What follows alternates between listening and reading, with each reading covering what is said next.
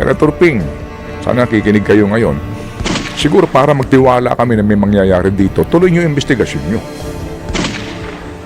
Iba ho kasi din pag merong ganyan na mapapanood ng bayan.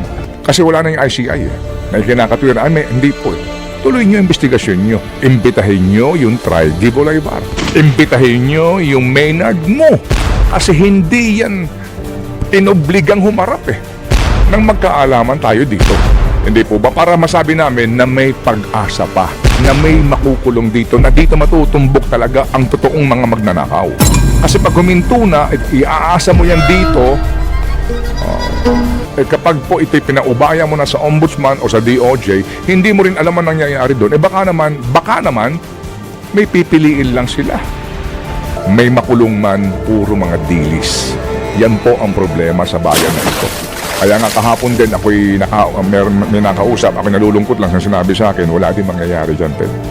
Parang ako'y, wow, sabi ko, kung ganyan, wala tayong pag-asa. Senator Ping Lacson, di ba, sa kanyang speech, yung pangalawa, sinabi niya, sa mga nagsasabi na walang mangyayari dito, nakakadagdag, dapat daw magkaroon tayo ng tiwala. Siguro para magtiwala kami na may mangyayari dito, tuloy nyo yung investigasyon nyo. Sige! Kaya ang panawagan pa rin po natin ngayong Huwebes na kay 2026 na mga kapatid. Ikulong, mandarambong. Ikulong nyo na yan ngayon na. Pero wag kang mag-alala, there's good news now. Ang sinasabi nitong si Senator Amy, meron daw siyang narinig na meron daw mga senador nakakasuhan na January 15 daw yata ifa-file yung mga kaso. Pero doon sa mga pangalan na... Hindi naman niya sinasabi kahapon sa kanyang announcement na ito good news to, hindi ganun. Hindi ganun ang sabi niya. May sarcasm yung kanyang may announcement. May sarcasm kasi para sa kanya at para din sa iba, yung mga nabanggit niyang pangalan, ang inaasahan ko, okay, may kakasuhan by January 15. Pero yung mga sinabi niya, sabi ko, teka, may kulang. Hindi, yun lang, para lumabas na yun na last month. Hindi siya actually kumbinsido na yung mga kasamahan niya. Hindi siya kumbinsido, parang sinasabi niya, bakit daw yung mga nasa Kongreso wala? Kung ang pinag-uusapan ay flood control, sinasabi niya, nagsisimula daw yan sa Office of the Speaker. So may hinahanap siya na bakit puro mga senador. Yun nga. Bakit daw parang wala masyadong mga kongresista. So para sa mga nag-aabang, may kakasuhan daw po ngayong January 15. Tingnan natin kung sino-sino po ba iyan. At yung pong kasong yan, kaso pa lang. Ito po, bago tayo mag-break, gusto ko pong pasadahan to mamaya. Ito ho magandang halimbawa dito sa mga nakikinig sa atin. Meron po kasing kaso ng ghost procurement. Yes. Alright. Anong pinag-uusapan natin dito? Piyesa ng mga sasakyan ng pambansang pulisya. Okay, so dito mga kapatid, meron sila pinalabas na nagpalit po ng gulong, bumili po ng mga spare parts mga kapatid, pero hindi naman daw po totoo. Mga kapatid, ang pinag-uusapan dito ay mga more or less 400 million pesos. Alright. Aba, ang kasong ito, ang pangyayaring ito ay naganap noong pong 2007 and 2008 more or less, panahon ni Gloria Arroyo. Nagkaroon ng sampahan ng kaso sa Sandigan Bayan ng 2013. So, ilang taon yon na inimbestigahan bago po maisampa ang kaso. So, 2013 hanggang ngayon, ilang taon po iyon, bilangin po ninyo, naglabas na desisyon ang Sandigan Bayan. Meron pong sinentensyahan ng pagkakakulong. Pero, yung mga nasa ibaba, yung mga nasa itaas, absuelto.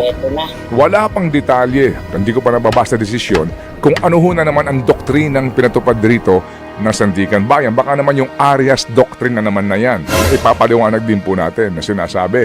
Pero ito ho mga kapatid ay Sandigan Bayan pa lang.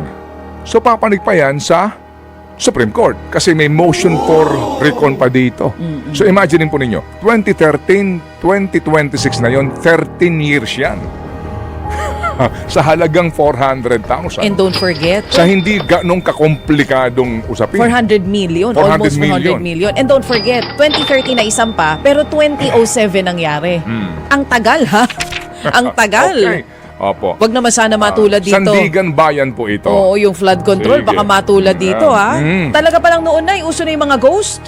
Kala ko ngayon lang Noon ghost repairs, ngayon ghost flood control projects. Okay, sige po. So, Well, again mga kapatid, may mga bagay po talaga na nakakainis. Pero, at sabi nga po ninyo, parang wala na bang ibang balita.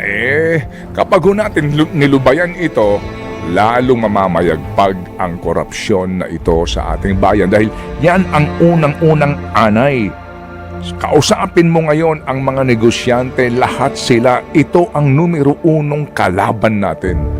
Dahil walang nakukulong. May makulong man, puro mga dilis. Yan po ang problema sa bayan na ito. Kaya nga kahapon din may nakausap, ako'y nalulungkot lang sa sinabi sa akin, wala din mangyayari dyan, Ted. Parang ako'y, wow, sabi ko, kung ganyan, wala tayong pag-asa. Senator Ping Lacson, di ba, sa kanyang speech, yung pangalawa, sinabi niya, sa mga nagsasabi na walang mangyayari dito, nakakadagdag, dapat daw magkaroon tayo ng tiwala. Senator Ping, sana nakikinig kayo ngayon. Siguro para magtiwala kami na may mangyayari dito, tuloy nyo yung investigasyon nyo. Kasi wala na yung ICI May kinakatwiran, hindi po Tuloy nyo yung investigasyon nyo. Imbitahin nyo yung Tri-G Bolivar. Imbitahin nyo yung Maynard mo. Kasi hindi yan inobligang humarap nang magkaalaman tayo dito. Hindi po ba? Para masabi namin na may pag-asa pa, na may makukulong dito, na dito matutumbok talaga ang totoong mga magnanakaw. Kasi pag huminto na, iaasa mo yan dito, iba ho kasi din pag merong ganyan na mapapanood ng bayan itong mga sagot ng mga taong ito. Kapag po ito'y pinaubaya mo na sa ombudsman o sa DOJ, hindi mo rin alam ang nangyayari doon. Baka naman, may pipiliin lang sila. Anyway, ang bilis ng oras, 6:36 na girl.